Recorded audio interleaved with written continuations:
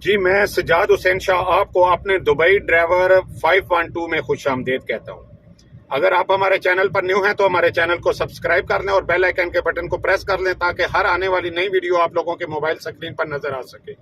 सत बिस्मिल्लाह जी आए नो जितने भी साडे पाकिस्तानी पंजाबी वीर नो जेडे साडी वीडियो देखते हैं, और सत श्री अकाल जितने भी इंडिया के मित्र सरदार लोग नो जेडे साडे इस चैनल नाल जुड़े हुए हैं और साडे नाल प्यार करते हैं, उन्होंने सारे एक दफा सत श्री अकाल और खुशामदीद उन तमाम लोगों को जो हमारी वीडियो को पूरे दुनिया में देखते हैं। चाहे इसके व्यूज कम भी हों, हमें इससे कोई गरज नहीं है। हमारा पैगाम होता है कि आप लोगों तक अपनी बात सच्चाई के साथ पहुंचाई जाए, आप लोग अपने घर में बैठ के एनालिसिस कर सकें कि कौन सा बंदा किसने कितनी लाइफ गुजारी है और उस किन किन प्रोसेस से गुजरा है, तब जाके उसने ड्राइविंग लाइसेंस लिया है और ट्रांसपोर्ट का वीजा लिया है। तो इसी सिलसिले को हम आगे बढ़ाते हुए आज एक ऐसे जवान से आपकी मुलाकात करवाएंगे जिन्होंने तकरीबन 20 से 21 साल अपनी लाइफ जो है, अपनी जवानी जो है वो यहीं दुबई में गुजार दी।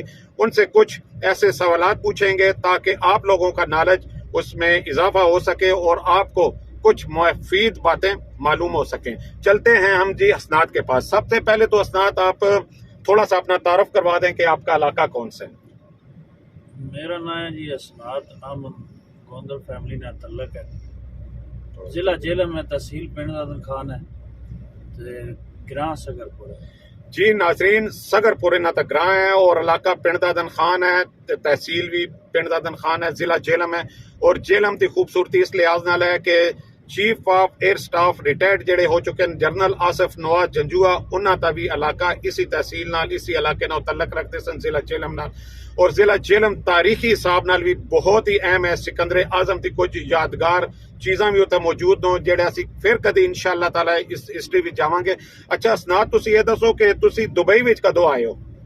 मैं दुबई 2002 दी 6 महीने जी, जून 2002 विच तुसीं आए हो ते तुसीं ड्राइवर ते वीजे ते आए सो, ट्रांसपोर्ट विच आए सो, किदे च आए सो? मैं पहला लेबर दे वीजे ते आया। अच्छा, लेबर दा वीजा अलजाबर कंपनी तुसीं आए हो और जेडी अबू ज़ैबी च है। और अलजाबर कंपनी माशाअल्लाह बहुत बड़ी कंपनी है, बहुत ही कह लो बई दे कोल मशीनरी और कम से। ते 2002 ते जून विच एज अ लेबर तुसीं आए हो। कितने साल तुसीं लेबरी कीती है?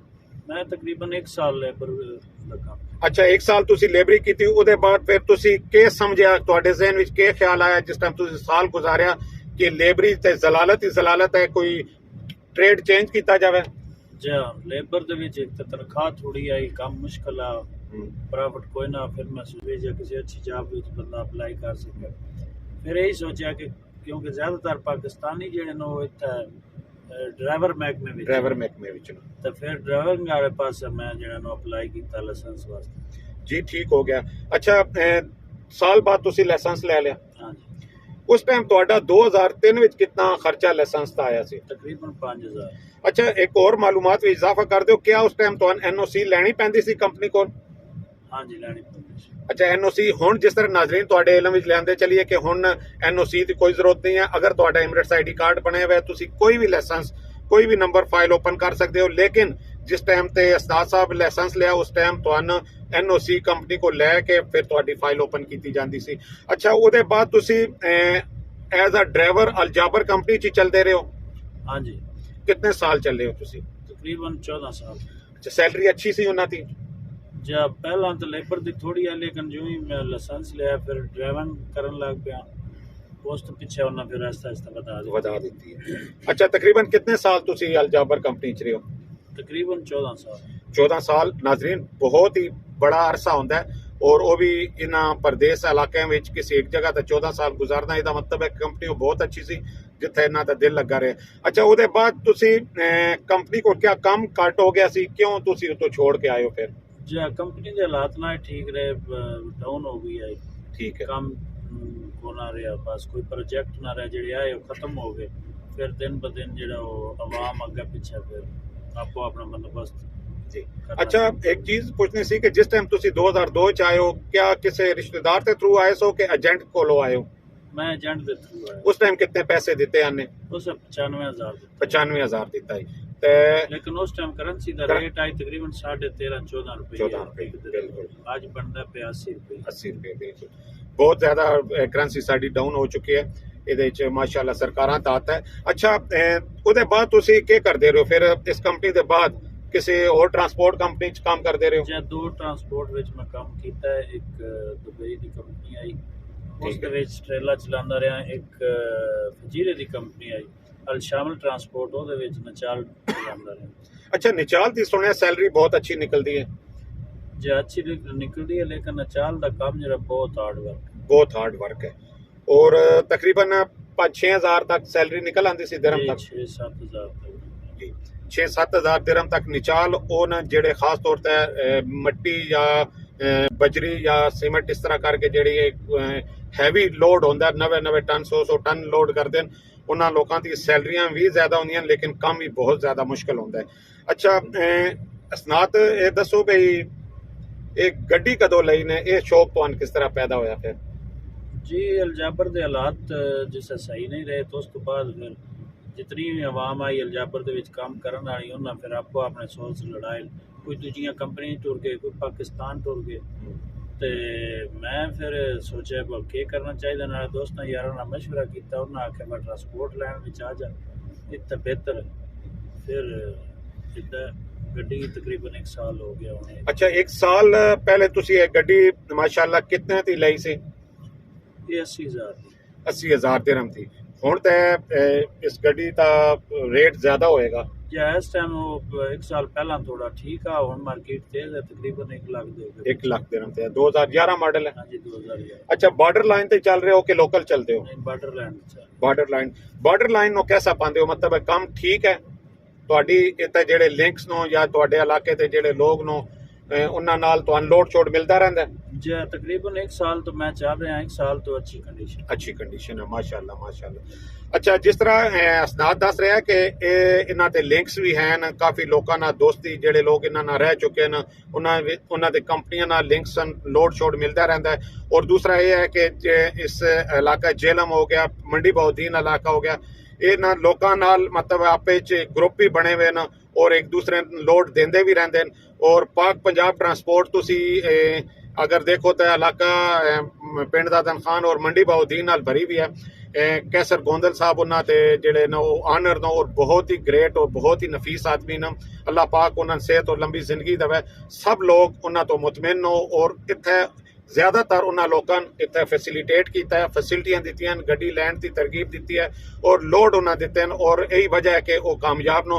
और असनाद साहब भी अपने जितने इन्होंने दोस्त अहबाब नो ज़्यादातर मतलब इसी एरिए तन और इन्हें लोड आसानी ना मिलता रहता है। अच्छा असनाद, तुम ये दसो भाई, कारोबार अपना इधर करना चाहिए? कई लोग गड्डी लेंदे नहीं, डरदे भाई दुबई के कानून सख्त नो, फाइन ज़्यादा आते न और प्रॉफिट थोड़ा है, तुम इस बारे क्या आखते हो?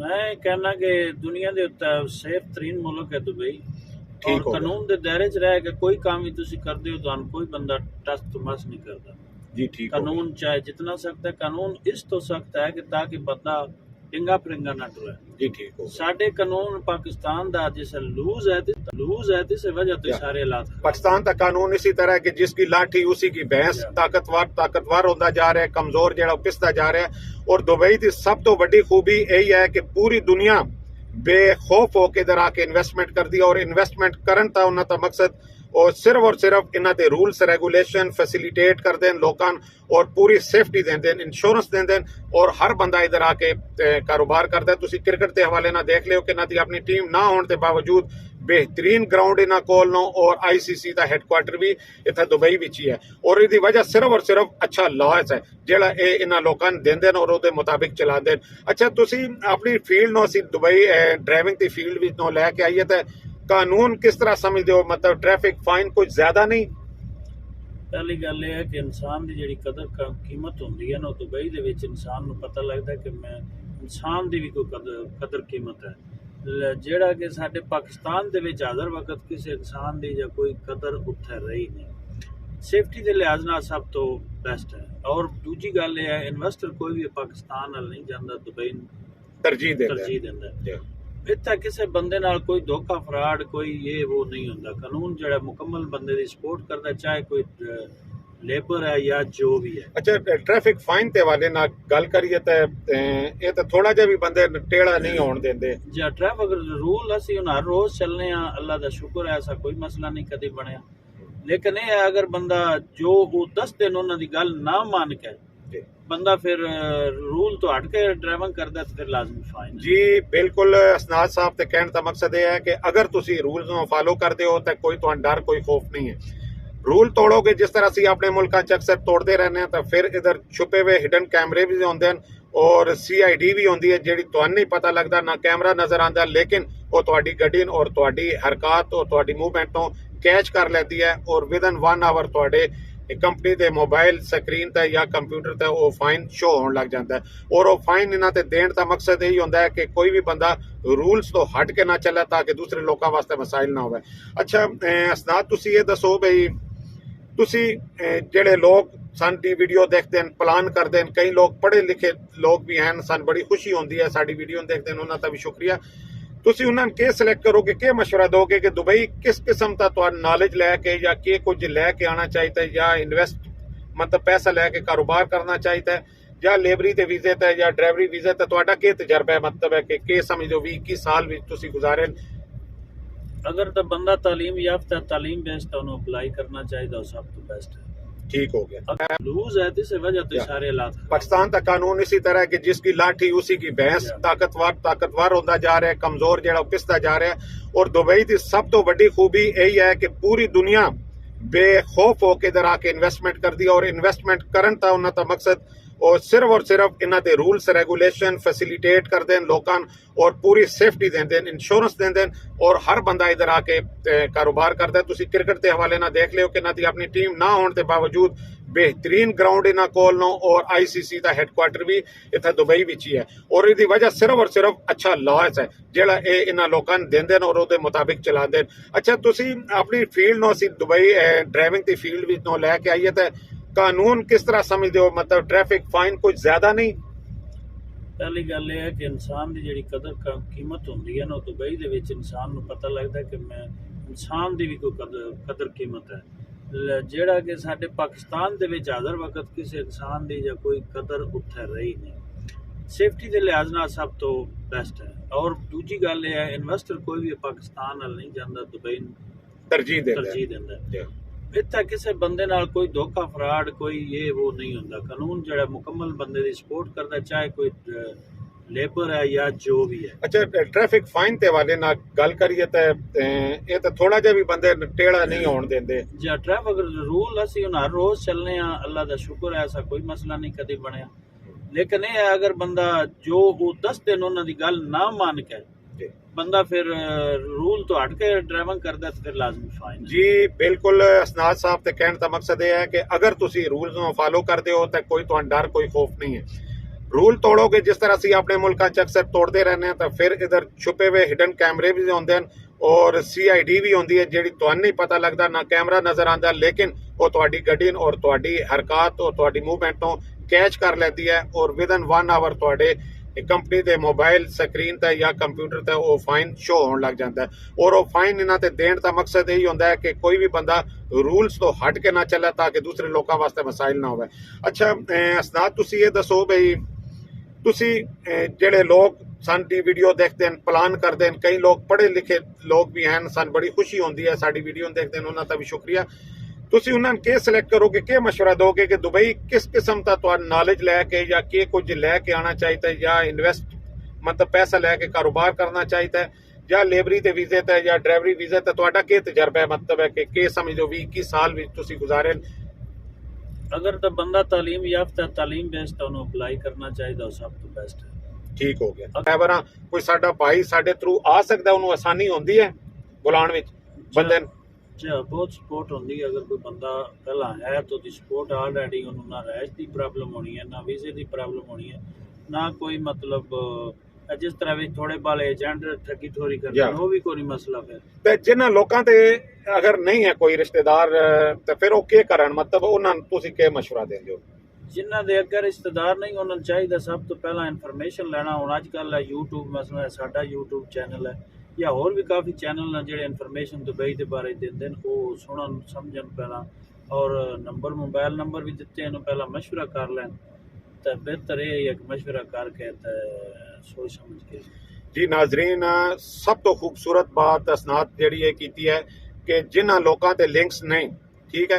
ये चैनल असी कोई से पैसे वास्ते नहीं बनाया, वल्ला ये अल्लाह ताला दी जात बेहतर जानती है कि जिस दिन असी इस चैनल ते पहली वीडियो अपलोड की सी, इहदा मकसद असी पहले ही दिन वकफ कर दिता सी कि अगर इहदे च कोई कमाई आई तो अल्लाह ते राह ते खर्च की जाएगी। साडा मकसद सिर्फ और सिर्फ तुहाडे लोकां तक इन्फॉर्मेशन देना है। और चैनल जिहड़े लोग बनांदे न उन्हां विच तुसीं जाके देखिया करो, तुहानूं बहुत ही गल्लां मुफीद मिल जाणगियां। अगर तुहाडे लिंक्स नहीं, कुछ गल्लां अच्छियां मिलणगियां। मेरा व्हाट्सएप नंबर हमेशा हर नाजरीन हर व्यूअर्स वास्ते ओपन होंदा है। तुसीं व्हाट्सएप ते मैनूं मैसेज करोगे, नामुमकिन गल है कि मैं रिप्लाई ना करा, ठीक हो गया। और असी अच्छा मशवरा जरूर देवांगे जितना साडे को नॉलेज है बंदे नाचीज दा। साडी कोशिश होएगी कि तुसीं लोग परेशान दुबई विच आके ना हो, परदेस विच ना आके हो। असी सब लोग गरीब तबके नाल बिलोंग करते हैं, इतने ज्यादा फाइनेंशियली असी स्ट्रोंग नहीं होने। अगर होइए तो इधर आइए ना।